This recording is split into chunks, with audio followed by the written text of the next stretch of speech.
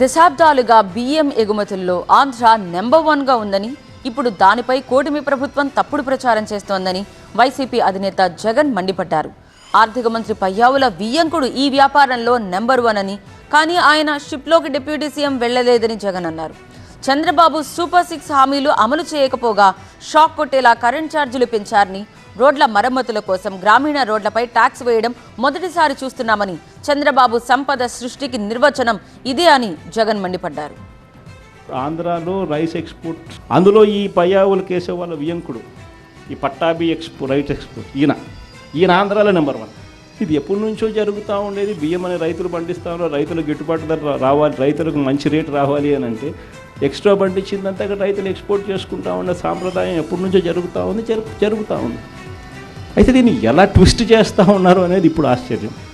ఈయన పోయిన బోటు పక్క బోటే ఫైనాన్స్ మినిస్టర్, ప్రస్తుత ఫైనాన్స్ మినిస్టర్ పయ్యావుల కేశవ్ వాళ్ళ సొంత వియ్యంకుడిది, శ్రీనివాసరావు గారిని సొంత వియ్యంకుడిది పట్టాభి రైస్ ఎక్స్పోర్ట్స్. ఆయన ఎక్స్పోర్ట్ చేస్తాడు పక్కన, అదే పోర్ట్లో పక్కన అడిగిపోడు దీంట్లోకి వచ్చి మాట్లాడుతాడు.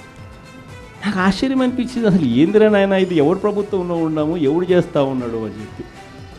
రైతులు పంట చేతికి వచ్చేసరికి ఈ క్రాప్ లేదు, ఆర్బీకే వ్యవస్థ నీరు గారిపోయింది, ఆర్బీకే దగ్గర కొనుగోలు చేసేవాడు లేడు.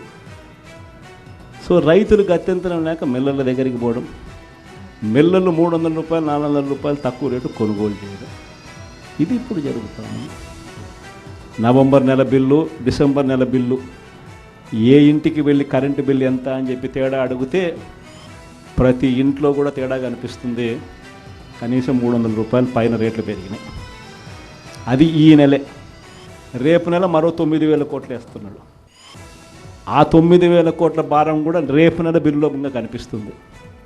అంటే కరెంటు బిల్లులు ఇంకా షాక్ కొట్టే పరిస్థితిలోకి కరెంటు బిల్లులు వచ్చేస్తున్నాయి.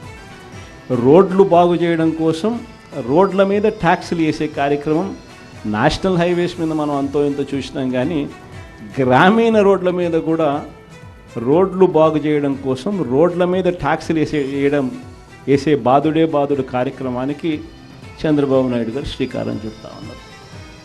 ఈరోజు చంద్రబాబు నాయుడు గారి హయాంలో సంపద సృష్టి అని అంటే దాని అర్థం బాదుడే బాదుడు. ఇది చంద్రబాబు నాయుడు హయాంలో డెఫినిషన్ సంపద సృష్టికి సంబంధించి.